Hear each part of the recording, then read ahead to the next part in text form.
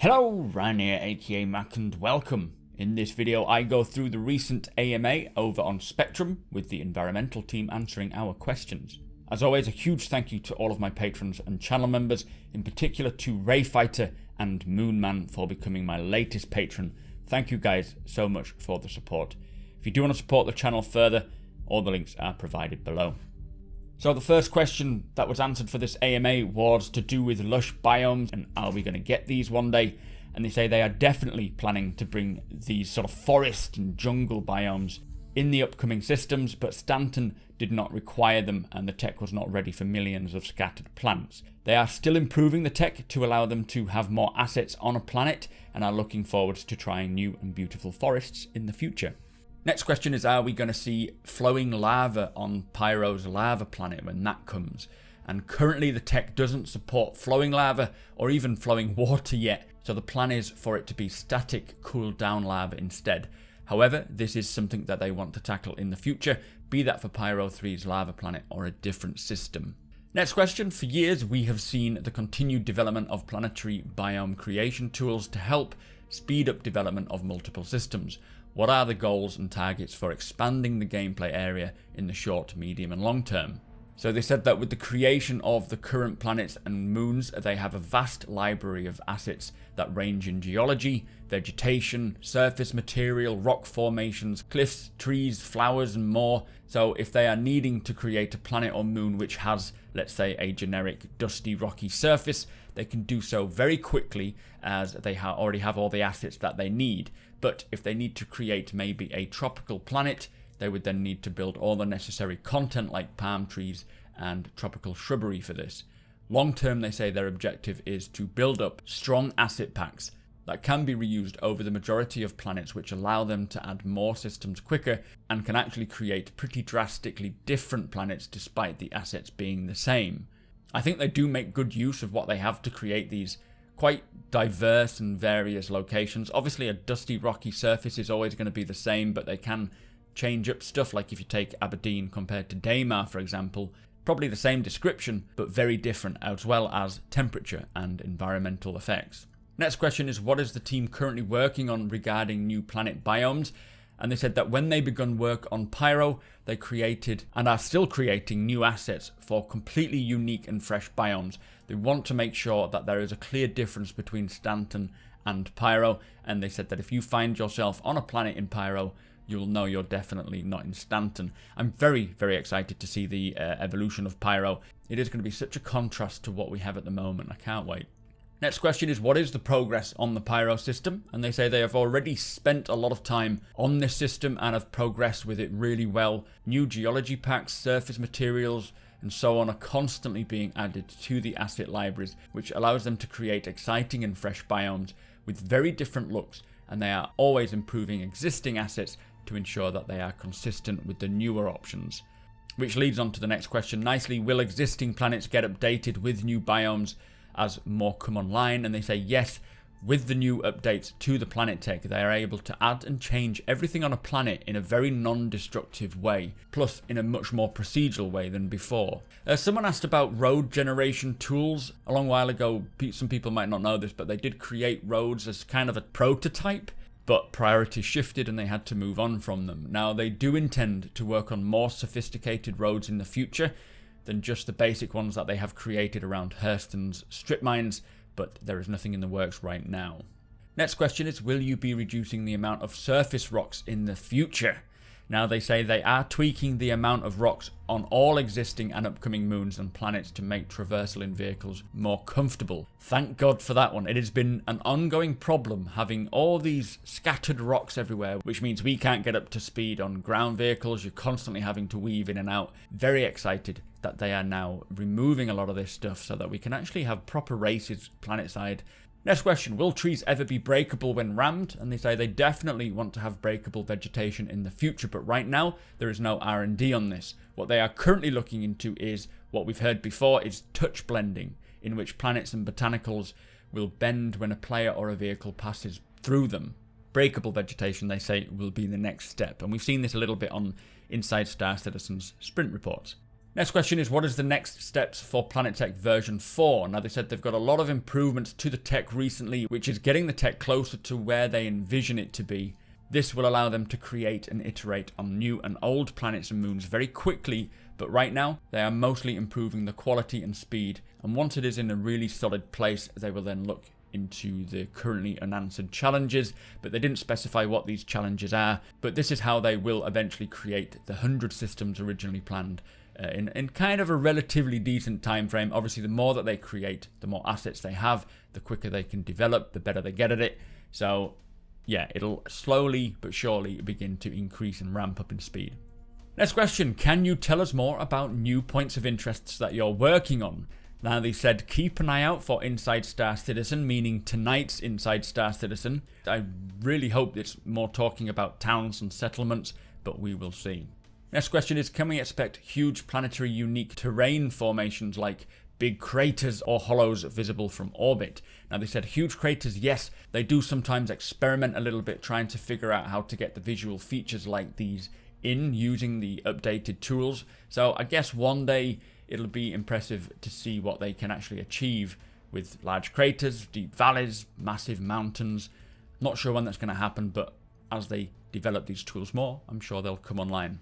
The next question is, there are a lot of subpar geology assets in game right now. Will these be updated? And they said yes, and very soon as well. They are currently in the process of replacing a lot of the old geology assets with new, better looking ones. So great, good to see that coming along.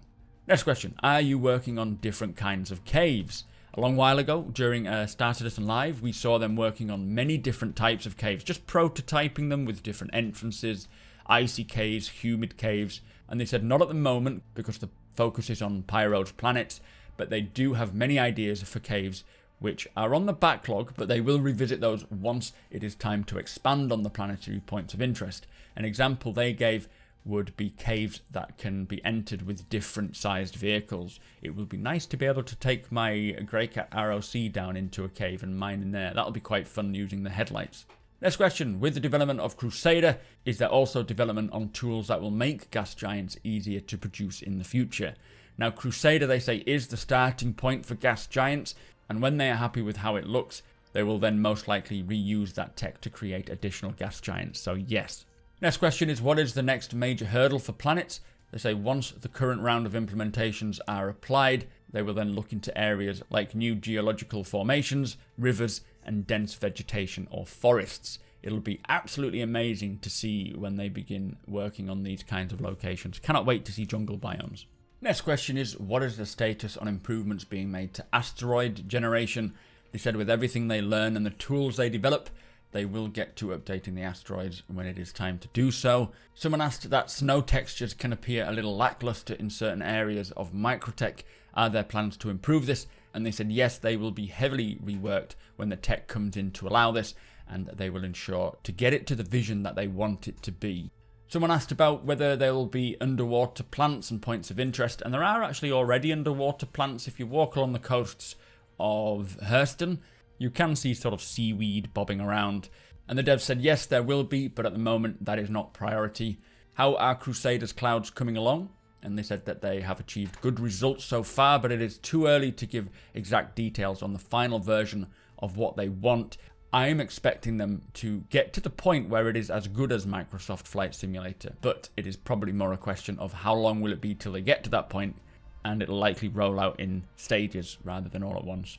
Next question, have you thought about creating environments that can be reached by immersing yourself in water, so I guess swimming and diving? Now, they said the team is more than excited to start working on underwater environments, but that again is coming in the future, not right now.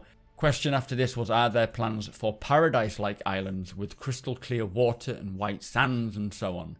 Now, they have recently worked on more believable beaches and coastlines, but these won't have white sands because they're on Hurston. I will say that if you want to know more about the types of biomes and planets that they will be creating in the future, I suggest checking out the lore on some of the locations and some of the planets, as many of them, like Goss, for example, which is supposed to be a bit of a sort of paradise location. All of these locations that have been written about will eventually make it into the game. So all of these different biomes, like jungle biomes, paradise biomes, they will all eventually need to be made. It is all a question of at what point will they start making them, depending on what systems come first. Obviously, we're seeing Pyro next. The next system after that may contain different biomes, and they'll need to create them. So check out the lore if you want to know what exciting stuff is coming up. Next question, can planets be hollow or missing big chunks from them? And they said, using the current planet tech, they cannot be hollow or missing big chunks, but in the future there might be other approaches to building planets that actually need this, but they will cross that bridge when that comes up. Someone asked, will Minables ever be stacked upon other Minables requiring multiple mining vehicle types? So for example, a hand mineable on top of a rock that requires a vehicle to mine it. And they say they already have these hand minables spawning on bigger ship minables. I think they might be talking about asteroids, which do require both, but they do plan to expand this functionality in the future. Talking of mining, can you talk more about the future of mining and how close is the current example to the final version? Now, they said that it's tricky to say what the final state of mining will look like, but he did say personally that he sees this current place as a good base for expansion. Now, I'm just really hoping that we hear more about mining veins sometime in the future. They were mentioned just before 3.9 and nothing has come out about them, so fingers crossed we get a bit more insight. Next question is, will there be carnivorous vegetation that is dangerous but may be profitable to collect? Maybe collecting particular plants or animals to sell on. Now, they said that they do have plans for hazardous landscapes and dangerous plants in the future. For carnivorous vegetation, though, they would need to build animated botanicals, which would require work from other teams. Now, I love the idea of maybe a science mission working for, say, Rayari, in which we need to collect plant samples or search for rare and dangerous plants or animals to study or deliver and gather them up. I think that would be very fun, especially working as a team to do that. But that's probably a little way off yet. Final question is, do you take future gameplay into account when crafting environments? And they said that they will always be able to go back and support whatever gameplay updates come in. And they don't want people thinking that there is, say, no reason anymore to go and visit the older moons or planets. So they will update these older locations if and when needed. So some very interesting questions there being answered, but unfortunately, most of the actual answers are it's coming in the future or it's not priority right now. I think the takeaway here is that they're still building a bigger library of assets and creation tools to allow them to create the vast amounts of planets and moons in a timely manner while maintaining this level of quality. Pyro is coming along very well by the sounds of things and will be completely different to Stanton, and then everything else will come as and when. I'm very excited to see what Inside Star Citizen has to offer today in terms of this planetary points of interest. One of the things that I am most excited for is the inclusion of towns, villages, settlements, or just areas where NPCs and maybe even players could live, potentially buying real estate or a building. It would be cool to be able to take on missions from residents, similar to what you kind of see in the Elder Scrolls series. But personally, I think the environmental team are doing a bang-up job, and seeing these planets and moons grow from the original to what we have now is fun and exciting to see.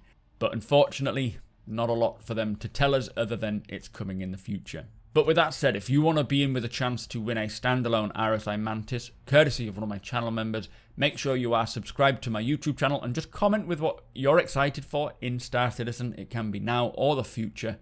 And if you want to be notified whenever my videos go live, do tick that little bell button. Hit the thumbs up if you don't mind, it really helps the channel get noticed. And come hang out over on twitch.tv/supermacbrothers Ryan. We may even be streaming right now. Thank you to my patrons and channel members for all the support. Thank you for watching, and I'll see you next time.